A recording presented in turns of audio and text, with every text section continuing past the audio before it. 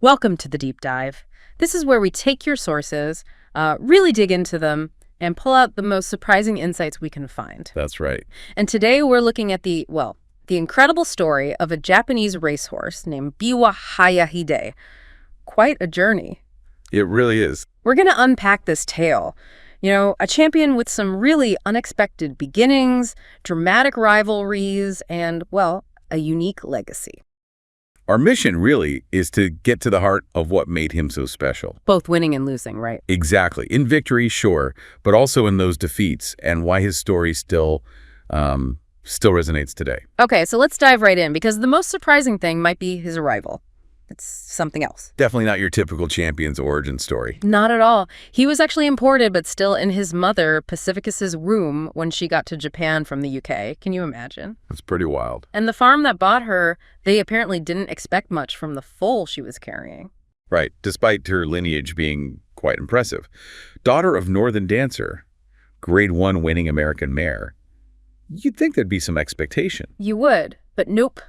And then, because she was so close to delivery when she arrived, he wasn't even born in Hokkaido, the main breeding area. No, he was born in Fukushima. Exactly, just because of timing. Then they moved him and his mom to the main farm in Nikapu, Hokkaido. So a very roundabout start.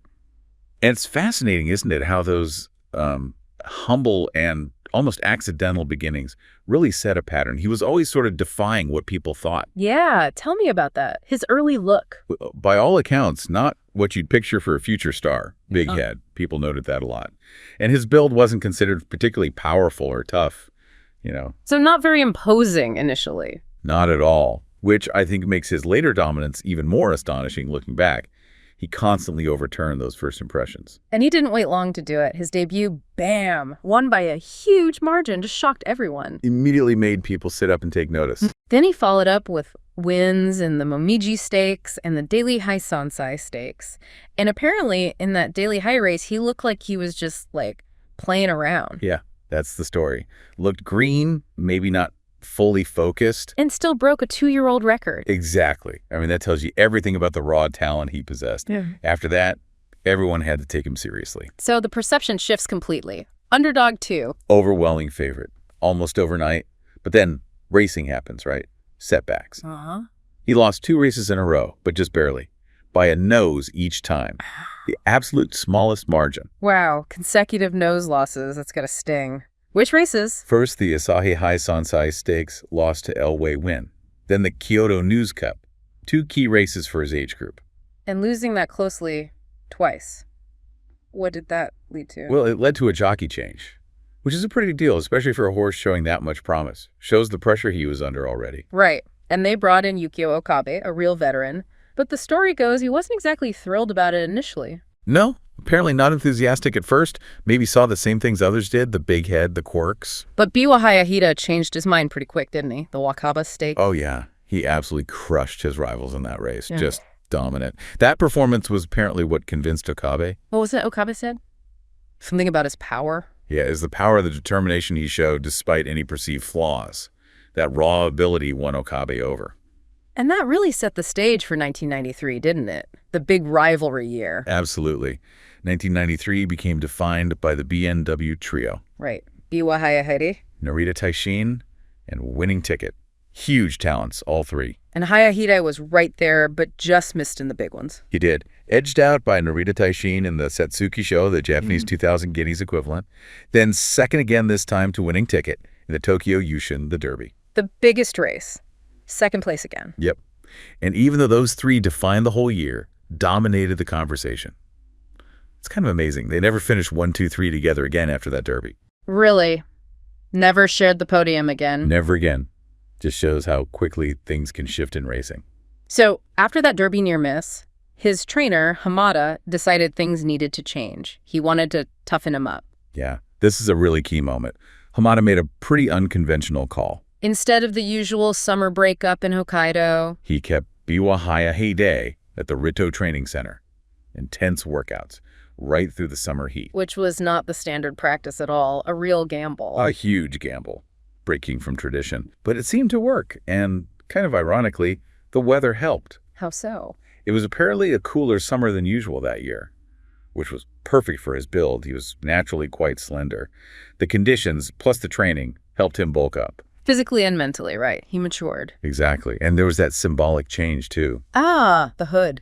They took off his signature red hood. So now everyone could see that famous large head of his. It was like a signal, this is a tougher, more mature horse now. And that transformation directly led into his fall campaign. Oh, absolutely. He was explosive in the fall of '93. Just ran riot.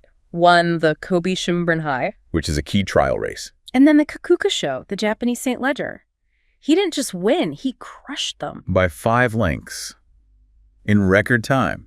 It was a statement performance. Suddenly, he's not just one of the BMW trio anymore. He's being called the heir to Majiro McQueen. The strongest gray? That's a huge title, a legendary status to inherit. So he goes into the Irima Kinen, the big year-end Grand Prix, as the favorite. And it was a stacked field. A record, I think, 8 Grade 1 winners in that race. But he didn't win that one either, did he? No, that was the race Tokai Teo made his incredible comeback. Oh, right. The miracle win after being injured for a whole year? Exactly. That story overshadowed everything. But even finishing second there, Biwa Hayahide, consistency all year. It earned him Horse of the Year. Deservedly so. It really shows that sometimes, even if another horse gets the fairy tale win, relentless high performance gets the ultimate recognition. Okay, so that brings us to 1994. He's Horse of the Year, and he just keeps going. He really did. Starts the year strong, wins the Kyoto Kinen. And then a big one, the Tenno Show, spring. Beat Narita Taishin pretty decisively there. A major long-distance race. Yeah. And that win had extra meaning, didn't it? Because of his brother. Ah, yes. His younger brother, Narita Bryan, he just won the Satsuki Show. Right before Hayahide won the tennis show. Suddenly, everyone's buzzing. Could we see a brother versus brother showdown? The dream matchup. The hype started building immediately. And Narita Bryan just kept fueling it. He went and won the Derby easily. Looked like an absolute monster. Another budding superstar in the family. And how did Big Brother respond? Biwa Hayahide. He cruised in the Takarazuka Kinen. Another Grade 1. Just looked effortless. So the dream felt very real. Fans were imagining them facing off in the Arima Kinen at the end of the year. Oh, that was the storyline everyone was hoping for. The dominant older brother versus the brilliant younger brother. And Hayahide kept up his end in the autumn. Won the all-comers easily. Looked imperious. Meanwhile, Bryan maybe showed a tiny chink in his armor in the Kyoto Shimbunhai. Still won, but maybe not as dominant. Right. So heading into the Tenno Show autumn, Hayahide looked, if anything, stronger than ever. People were thinking, okay, maybe they both win their next G1s again, back-to-back, setting up this epic December clash. It seemed perfectly scripted. Yeah, the Tenno Show, autumn. It didn't happen. No, it ended. Just like that. In the race, he just didn't fire. Didn't have that usual surge in the stretch. Faded to finish 5th, which was unheard of for him. It was the first time in his entire career he'd finish outside the top 2. Just stunning. And then Okabe. Okabe pulled him up after the line, dismounted way over on the far side of the track. You knew something was wrong. The news came quickly, didn't it? Devastatingly quick. Tendon injury, career over instantly. The dream clash with his brother just vanished. Ugh.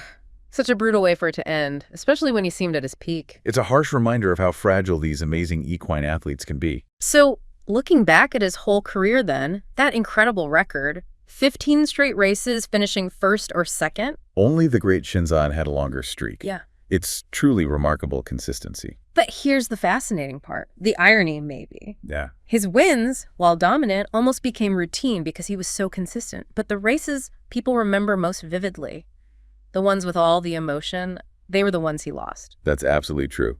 The narrow defeats, the Arima Kinen overshadowed by Taiyo, and then that final heartbreaking race, those are the moments etched in memory. It really makes you think about what defines a legacy, doesn't it? It's not always just the win column. Not at all. And his story has a peaceful postscript, which is nice. He went to stud, right, but didn't stay there forever. No, he retired from stud duties in 2005, lived out his days quietly at Nissi Farm. Just enjoying retirement. Exactly. He passed away in July 2020, lived to a grand old age of 30. 30? That's a good long life for a horse. It really is. Yeah. And there's this rather poignant detail. If you look at Nisei Farm on Google Earth, the satellite image actually captured him. No way. You can still see him. Yeah, just an image of him peacefully grazing in his paddock. Yeah. Caught in time, enjoying his final days.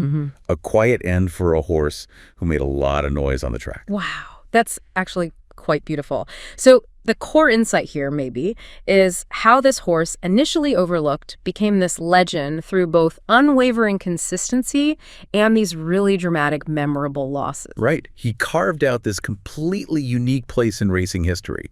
It wasn't just about the wins. The whole narrative mattered. His whole journey. So maybe the final thought for you listening is this. In a world that tends to celebrate only the absolute winner, What can we take from a champion like Biwa Hayahide? Someone whose quiet consistency was remarkable, but whose defeats were just as compelling, maybe even more so. What part of his journey stands out most to you? Thank you so much for watching. If you enjoyed this video, please like and subscribe for more.